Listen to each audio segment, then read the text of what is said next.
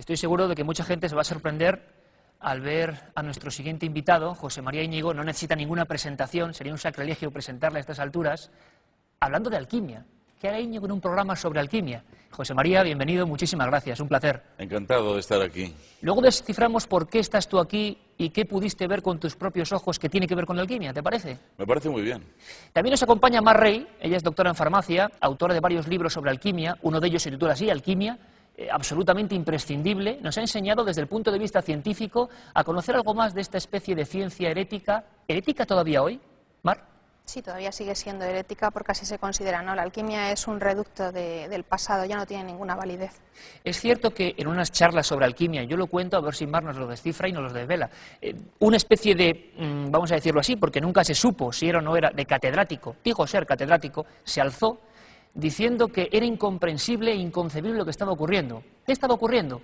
Que varios conferenciantes habían admitido o habían dicho que en la Universidad Complutense, en farmacia, se estaban haciendo prácticas alquímicas. Este supuesto catedrático dijo que de inmediato les dijeran los nombres de esas personas que serían suspendidas y expulsadas. ¿Es cierto? ¿No es cierto? No pasó hace mucho tiempo, ¿no? Esa es la leyenda, ¿no?, que se cuenta. Yo pasé 14 años de mi vida en la Facultad de Farmacia y no he conseguido saber quién era ese catedrático. Pero que hay instrumental necesario para hacer una transmutación, sí. De hecho, hacer una transmutación alquímica es una cosa normal y corriente que hoy en día se puede hacer, ¿no? La ciencia sí lo ha demostrado. Si os parece, vamos a conocer la historia de un personaje absolutamente enigmático. Visitó España hace unos 30 años, exactamente en diciembre del 75. Reconoce cuando el equipo de Cuarto Milenio pudo ver estas imágenes del programa mítico Directísimo de la 1, pues nos quedamos sorprendidísimos, nos quedamos helados. Había una expectación tremenda en torno a esta figura un poco extraña de un hombre de pelo enlacado, mirada penetrante, que decía que era la reencarnación ni más ni menos que del conde Saint-Germain, una especie de ser inmortal. Y después, además, añadía que era capaz de eso, del gran sueño alquímico, transformar metales como el plomo en oro. En 1975, la opinión pública española quedó conmocionada ante uno de estos autotitulados alquimistas. Se trataba ni más ni menos que de alguien que afirmaba ser el conde de Saint-Germain, un individuo que triunfó en las cortes europeas del siglo XVIII, derrochando una fortuna que nadie sabía de dónde procedía y mostrando todo un rosario de misteriosos poderes que incluían el hipnotismo y la curación de las más diversas dolencias mediante las pócimas que fabricaba en su laboratorio. Saint-Germain, que afirmaba ser inmortal, desapareció tan misteriosamente como había vivido. En diciembre de aquel año, José María Íñigo, en el programa Directísimo, tuvo como invitado a Richard Chanfrey, un ciudadano francés que había adoptado la personalidad del alquimista del siglo XVIII. Lo realmente impresionante fue que el misterioso personaje facilitó los medios para que el propio presentador realizara en directo una transmutación ante los ojos de científicos y joyeros que solo pudieron mostrar su asombro y certificar su incapacidad para detectar fraude alguno. Aquello, efectivamente, era oro, cuando tan solo segundos antes se trataba de humilde plomo. Años después, Chanfrey, arruinado tras haber gastado una fortuna, se suicidaría llevándose a la tumba el último gran secreto de la alquimia. Se cuenta que días antes de su muerte, confesó a un amigo que en sus actos de alquimia no había truco. La piedra filosofal le fue confiada por un desconocido que le pidió que mostrara al mundo la verdad de la transmutación. La identidad de este personaje, o de la sustancia con la que durante años llevó a cabo sus actuaciones, son un misterio que el falso Saint-Germain se llevó consigo a la tumba. Doctor Fernando Braña, ¿cuál es el resumen de los diversos pruebas que aparece oro? Ahí lo teníamos, José María. Tú bregando con este misterioso personaje que realmente lo hizo delante de expertos, la que montaste fue increíble. ¿Cuánta gente había allí? Porque hemos podido solo acceder a cierta parte de la información, pero había decenas de especialistas observando aquel proceso alquímico. En principio había todo el público que estaba en el plató, pero yo había invitado para que fueran testigos de lo que iba a pasar a varios químicos, varios joyeros y a un ilusionista, a Juan Tamariz, para que viera que ahí no había ni trampa ni cartón desde el punto de vista del ilusionismo en lo que iba a suceder. Pero esta es la segunda parte, porque la primera tuvo lugar en París, tiempo antes. Yo había leído la historia de este hombre, me pareció interesante como para traerlo a la televisión española, y con uno de los colaboradores del programa, Jesús Torbado, el famoso escritor y periodista, nos fuimos a París a conocerle, cenamos con él en su casa, en la casa del conde de Saint-Germain. Nos enteramos allí, cuando él nos recibió y abrió la puerta, que estaba casado con la famosa cantante Dalida. Y cenamos con ellos, y después de cenar pasamos a la cocina e hicimos pues prácticamente lo mismo. Previamente él ya me había avisado que yo trajera a la casa, a la cena, un poco de plomo, un pedazo de plomo, que comprara yo mismo y que firmara en ese trozo de plomo. Pasamos allí, me pidió él, yo hice todo, él no hizo nada. Me pidió que lo pusiera en un crisol, calentamos en la cocina el crisol y poco a poco aquello iba cambiando. Se hizo más pequeño el trozo de plomo, la verdad es esa, y después aquello fue cambiando de color, cambiando de color, cambiando de color, y aquello aparentemente era oro. Cuando yo le pregunté cuál es la razón por la que se ha hecho más pequeño, me dijo que estaba relacionado con el peso atómico del plomo y del oro, y que en fin, una historia de esas. Bueno, me dijo, coge lo que ha salido de ahí, que parece oro, y llévalo a algún joyero de París y que te diga qué es lo que es. Casualmente yo tenía un primo de mi mujer en París que era joyero, se lo llevé, nada más a enseñarlo, dijo, eso es oro. Digo, no obstante, haz lo que haya que hacer, analízalo a ver si es oro. Y digo, hago lo que quieras, pero eso es oro, y efectivamente hizo las pruebas y aquello era oro. Pasamos al estudio 1 de Prado del Rey, en directo lo hicimos con esos testigos de excepción, hicimos prácticamente lo mismo y aquello era oro. ¿Qué dijeron los químicos? Que era imposible, que Hubo fuera... un gran revuelo, hay que Sí, reconocerlo. entre unos y otros se decían, esto es imposible, pero es oro. Es decir, esto es imposible, pero ha pasado. Y los joyeros igual. Es más, hubo 2 joyeros que lo vieron, comprobaron y se marcharon cabreos porque dijeron, esto es imposible. Y se fueron, sin más. Pero allí pasó. Un revuelo no tan grande como el de Uri Geller, hay que reconocerlo, porque eso Sí. Eclipsó cualquier otro posible invitado a lo largo de toda la historia de la televisión. Creo que cuando hacen resúmenes de toda la historia, la imagen arquetípica con la que todo el mundo se ha quedado es Uri Geller y José María Íñigo. Un día lo recordamos. Pero Cierto. Mar, por cierto, esto de transformar el plomo en oro, según tengo entendido, por haberlo leído en tus libros, es casi como una carta de presentación. Es casi como decir, yo soy alquimista de verdad y solo los auténticos alquimistas, siempre según, vamos a decirlo, la ortodoxia de esta ciencia, por llamarlo así, pues indica que es así, que es como decir, ahí están mis credenciales. A lo largo de la gran obra lo que va haciendo el alquimista es elaborar el llamado polvo de proyección, que como su propia palabra indica... Polvo de proyección. Sí, proyectado sobre cualquier metal innoble, cualquier tipo de metal, lo transformaría en oro. Esa es la prueba evidente de que has conseguido la gran obra, de que has conseguido la piedra filosofal, lo que se llama habitualmente en la alquimia, ¿no? Lo que acaba de contar José María es ni más ni menos que una reproducción ante un plato de televisión de lo que se ha estado haciendo a lo largo de toda la historia por parte de alquimistas, delante pues normalmente de grandes mecenas, de reyes, de monarcas, de pontífices. ¿Se tiene constancia histórica de otros personajes antes de este misterioso Chanfray que también lo hicieron? Sí, muchos. Era la prueba evidente de que ese personaje era alquimista y que podía conseguir para el mecenas de turno, ¿no?, la gran cantidad de oro que quisiera. Pero todavía hay historias más, iba a decir asombrosas e incluso truculentas. Yo sé, José María, que este personaje te hizo también otro tipo de demostraciones que tenían que ver con el otro gran sueño de los alquimistas. Siempre se le da importancia a lo del oro y el plomo, pero pocas veces a la inmortalidad, que también perseguían. Hubo pruebas hasta con animales, ¿no? Sí, él nos enseñó un documento del Instituto Pasteur en el que decía que el líquido que se les había entregado no estaba compuesto por material conocido, por los científicos de ese instituto. Eso ponía el papel. Y preguntado qué es lo que era, él dijo que era el elixir de la vida, el líquido de la vida, el agua de la vida, una historia parecida, y que, en fin, podría hacer revivir a los muertos. Claro, en fin, no era... Te quedaste como un poco parado, por lo menos. Sí, no era para sonreír, pero casi. Y él propuso hacer una prueba, evidentemente no con un ser humano, sino con un animal, con un perro. Y lo hizo con un perro muerto, al que evidentemente estaba muerto, y le inyectó el líquido en cuestión, y al cabo de unos minutos empezó a moverse, a temblar, unos estertores, como si fuera ¿Eso lo viste tú? un epiléptico, y se puso de pie, que dio unos pasos y murió. Vamos, y se volvió a caer. ¿Tú estabas allí? Sí, sí. ¿Y qué piensas de eso, como No, periodista? prefiero no pensar nada, porque si realmente creo en todo eso, creo que modificaría mi vida. Así que yo lo veo, y una vez acabado el espectáculo, yo me voy y a otra cosa mariposa. No es mala postura. No quiero meterme en esas historias, porque esas y algunas otras que he visto, Pues hombre, son como para ponerte a temblar. Ahora recordamos alguna, José María, si te parece. Por cierto, Mar, en España ha habido grandes alquimistas. Hablamos de un hombre que vivía en París, un hombre de un país con gran tradición en este tipo de asuntos, pero en España también hemos tenido alquimistas.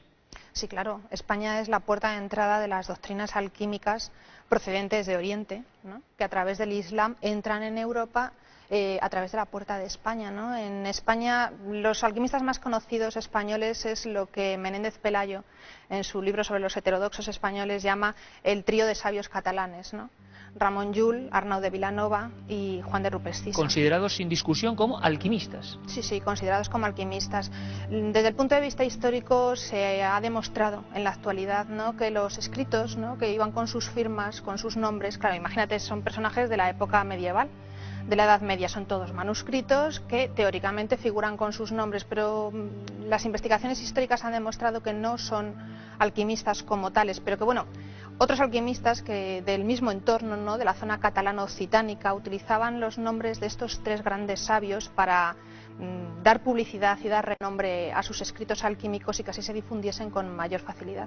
Diciembre de 1975, no hablamos del medievo, hablamos de hace 30 años, un inmenso estudio, Televisión Española, el programa de más audiencia que podían seguir, José María, ¿cuántos millones de oyentes? Hombre, de televidentes, era una época en la que la televisión se veía mucho, 15, 16, 17, 20 millones de espectadores. ¿Quién los quisiera ahora? Madre mía. Hombre, ahora es más complicado. Es curioso, pero este personaje, para agregar más misterio a su historia, aseguró tener 400 años, ni más ni menos. Era una especie de reencarnación del conde Saint-Germain, como suena. ¿Y quién es ese conde? ¿Quién es el conde de Saint-Germain? Parece ser una especie de fábula, de viejo mito, o quién sabe si rotunda realidad, que se va repitiendo a lo largo de los siglos. Un individuo con muchos años a la espalda, más de siglos, se podría decir, y que, al parecer, en su día, pudo encontrar el gran secreto que perseguían todos los alquimistas. ¿Quién lo sabe? ¿Un viejo cuento? ¿Una historia científica digna de ser resuelta? Hemos preguntado a nuestro querido amigo Enrique de Vicente, director de la revista Año Cero, para que nos haga una mínima biografía de este misterioso conde, Saint-Germain. El primer dato que tenemos acerca de él es a mediados del siglo XVIII en Inglaterra, precisamente porque es acusado de participar en una de las conspiraciones contra el rey de Inglaterra, al que consideraban un impostor, los defensores de los Estuardo. Posteriormente se ve al conde de Saint-Germain en la corte de Francia introducido al máximo nivel. Incluso parece que a través de la marquesa de Pompadour, amante del rey Luis XV, tuvo estrechas relaciones con este rey y cumplió misiones diplomáticas de alto contenido. Y no menos curioso es saber que el tal Chanfré dijo que se había cruzado con alguien y este le había dado su secreto. Un tal Fulcanelli, José María. Sí, él mencionaba mucho a Fulcanelli como el hombre que le había introducido en el mundo de la alquimia y todo eso. La verdad es que yo no presté mucha atención a la historia de Fulcanelli porque a mí lo que me interesaba era él y la posibilidad que tenía de que él hiciera aquello que yo quería que hiciera.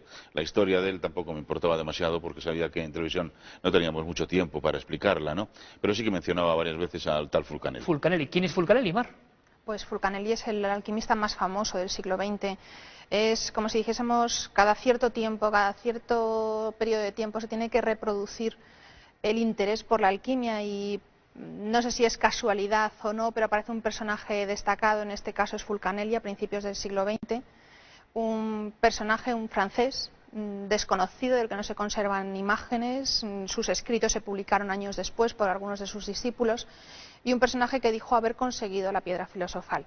Es el que luego ha motivado a legiones de seguidores en toda Europa y en América también para iniciarse en el mundo de la alquimia, ¿no? Y siempre el alquimista parece que se cruza con otro alquimista en un momento de su vida, le revela la gran verdad y le pasa su secreto. En este caso, el pequeño crisol, José María, que te mostró en televisión española delante de millones de personas, una cosa como muy humilde, no parecía nada digno de un rey, ni mucho menos, una cosa muy humilde, no, era donde se producía el milagro. Una especie de bol, yo creo que de hierro, de un color, de hierro fundido, un color oscuro.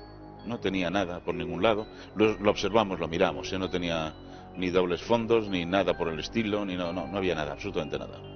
Y ahí se producía la milagrosa transformación. Ahí al calentar es lo que se producía, se cambiaba un metal por otro. Cosa importante, José María, porque hemos visto fracciones de aquel programa mítico y legendario, aquel directísimo. En ningún momento él toca, ni el crisol, ni el plomo, ni el oro. Importante dejarlo claro, ¿no? No, fueron los químicos los que tocaron allí y yo también. y los que miramos al final aquello. Por cierto, Mar, hay gente que se puede sorprender si supiera que Felipe II, un rey el más importante de su tiempo, en cuyo imperio no se ponía el sol, tenía una gran pasión, la alquimia. Y en el Escorial, si no tengo mal entendido, llegó a hacer un laboratorio con cosas como estas de su tiempo, un laboratorio alquímico. ¿Qué se buscaba? ¿Por qué se hizo eso? Lo que buscaba Felipe II era lo que buscaban todos los príncipes del tiempo. Hay que pensar que Felipe II vive en un periodo de la historia en el que la alquimia sufre un boom, una explosión interesantísima que atrae a todo tipo de personajes.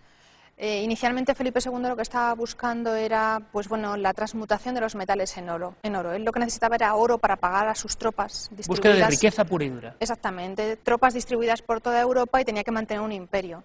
Pero según se va haciendo mayor y va viendo que no tiene un heredero para su corona, se le van muriendo todos los hijos poco a poco, pues decide o debe pensar que tiene que mantenerse con vida el mayor tiempo posible y entonces pues busca la otra gran quimera de la alquimia, la de la prolongación de la vida, la inmortalidad. Y es por eso por lo que construyen los aledaños del monasterio del Escorial un fastuoso, porque es el adjetivo que le corresponde, laboratorio alquímico, el más importante de toda la Europa del momento. De toda Europa, el más importante en el Escorial. Sí, el más importante y el más grande. Hoy en día solamente se conservan las paredes exteriores, ¿no? Era una casita aneja al laboratorio, al monasterio del Escorial. Solo se conservan las partes externas, ¿no? Pero en el interior queda aún marcado donde estaban las grandes torres filosofales, los aparatos de destilación, en los que se elaboraban cantidades ingentes de medicamentos diariamente en búsqueda de ese oro potable, de esa quinta esencia, de ese elixir vital que pudiese prolongar la vida del monarca.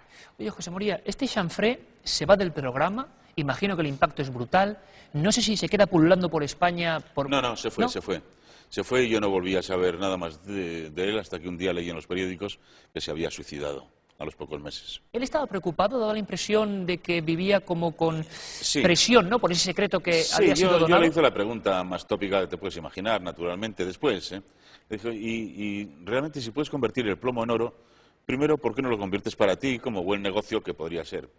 Y me dijo, no, porque en el momento que esto se supiera, que yo me he enriquecido de esta manera, no tardaría mucho tiempo en que fuera secuestrado por gentes malas que tratarían de convertirme en una fábrica de oro. Así que esto no pasa, no quiero yo que pase de más que de un mero experimento y no como una fábrica de producción. Tenía algunas normas, te contó algunas normas, creo que una de ellas era hacerlo siempre en público, ¿no? Esa transformación tenía que ser pública siempre. Sí, y además realmente no quería nada más. Primero no lo hacía en muchas ocasiones, lo hizo en pocas ocasiones.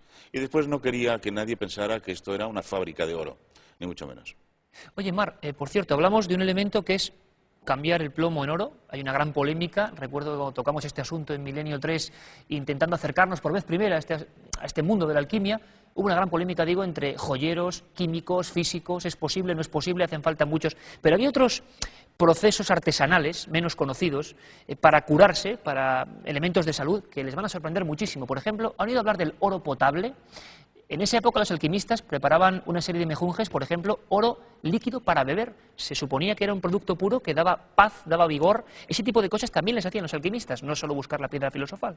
Sí, claro. Eran las dos grandes líneas de investigación, podríamos llamarlo así, de la alquimia, ¿no? La transmutación metálica y la transmutación personal. La búsqueda de un medicamento capaz de curar todo tipo de enfermedades. Si el oro era el metal más puro, el metal por excelencia, pues bueno, si ingeríamos ese metal podría curarnos nuestras enfermedades, ¿no? Y era líquido, pues porque se consideraba, en aquel momento la medicina de la época consideraba que el cuerpo estaba formado por humores, el desequilibrio de esos humores provocaba la enfermedad, su equilibrio restablecía la salud. Pues qué mejor manera de ingerir como tal humor, como tal líquido, el oro, ¿no?, el metal perfecto, bueno, pues para restaurar la salud. Y tú como doctora en farmacia, estudiosa de estos asuntos, ¿cuál es la receta o el bebedizo o el preparado más extraño alquímico que te has encontrado en la investigación larga para tus libros? Pues el que más te gusta a ti, te lo voy a contar porque es el que más te gusta, que es el de la quinta esencia de la sangre humana. Quinta esencia de la sangre humana. Iba a decir tomen nota, pero no. Y se elaboraba a partir de la sangre, dicen las recetas de la época, de un hombre joven, pelirrojo, robusto, rollizo, bien formado. Tenía que ser pelirrojo. Tenía que ser pelirrojo, sí, era fundamental, sí, por la teoría de las similitudes, ¿no? Si era pelirrojo, tomaban la sangre de color rojo, era por toda una serie de doctrinas que venían desde la época de los griegos, ¿no? Y por eso todo lo rojo, para que se uniese todo buscando un mismo fin, ¿no?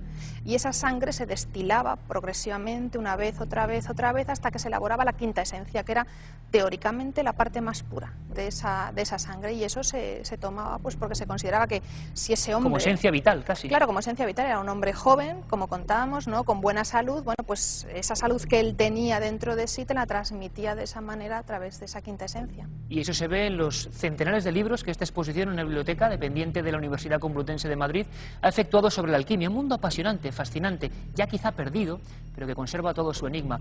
José María, este tal Chanfray, suicidado en extrañas circunstancias, se puede decir, es uno de los personajes que más incógnitas te han dejado después de una entrevista. Hablamos de gente del misterio. No, me sorprendió mucho también un tal Matthew Hennings, inglés, que decía tener poderes para hacer crecer las plantas con solo mirarlas. ¿Pero decía o lo hizo? Lo hizo naturalmente. Nosotros hicimos el experimento en el propio plató del Estudio 1, compramos un par de plantas que él ni siquiera vio, ni tocó, estuvieron guardadas en un camerino durante todo el tiempo hasta que llegó el momento de sacarlas al estudio. En ese momento unas azafatas las pusieron en el centro del estudio, se aproximó el tío, se aproximó un par de metros nada más, quiero decir, no tocó nada, no tuvo ningún contacto con las plantas. Él se concentró, empezó a pensar lo que pensara y vimos cómo las plantas crecían, subían. Tampoco crecieron 3 metros, pero vimos cómo la planta crecía. A la vista de todos. Y bueno, pues esto es que le deja a uno un poco... ¿Cómo le deja? Pues muy desconcertado, ¿no? Porque cualquiera puede pensar, bueno, eso será truco. Bueno, pues será truco, pero es un truco muy complicado cuando un hombre no ha tocado eso, no ha tenido ningún contacto, no las ha visto y a distancia es capaz de hacer eso. Es imposible porque nosotros, mejor que nadie, sabíamos que la planta era nuestra, que no había ningún truco en ese terreno. El impacto de los invitados que solía llevar José María Íñigo a sus programas era brutal. Una reacción en cadena al día siguiente, impresionante, yo creo que inimaginable. La más importante, lo decíamos antes, Uri Geller. ¿Qué fue de Uri Geller después? ¿Es cierto ese rumor de que se hizo rico casi como alquimista del petróleo? Estuvo trabajando varios años para Petromex, la empresa nacional de petróleos de México, como zahorí de petróleo. Él salía, no sé si cada mañana o cada semana o cada cuándo, a buscar petróleo en un helicóptero, y decía, allí hacían una prospección y había petróleo. Y así estuvo varios años. Imagino que le daría una suculenta comisión, y de eso vive ahora magníficamente a las afueras de Londres, en una especie de castillo. Realmente compró un pueblo con un castillo. ¿Compró un pueblo? Sí, un pueblo entero. Él vive en el castillo y las casas del pueblo las ha regalado a sus amigos. Sobre todo por seguridad, dice, porque sé por lo menos que estoy rodeado de amigos. Y pasa su tiempo dedicado a hablar, ir a visitar hospitales y hablar con los niños con enfermedades terminales para tratar de hacerles más fácil el paso de la enfermedad, de paliar los dolores, utilizando o transmitiéndoles los poderes que él dice tener. José María, si te parece, un día, primero agradecerte tu visita, para nosotros un honor. Encantado. Un día hablamos de Uri Geller, ¿te parece? Encantado. Fin tan misterioso de este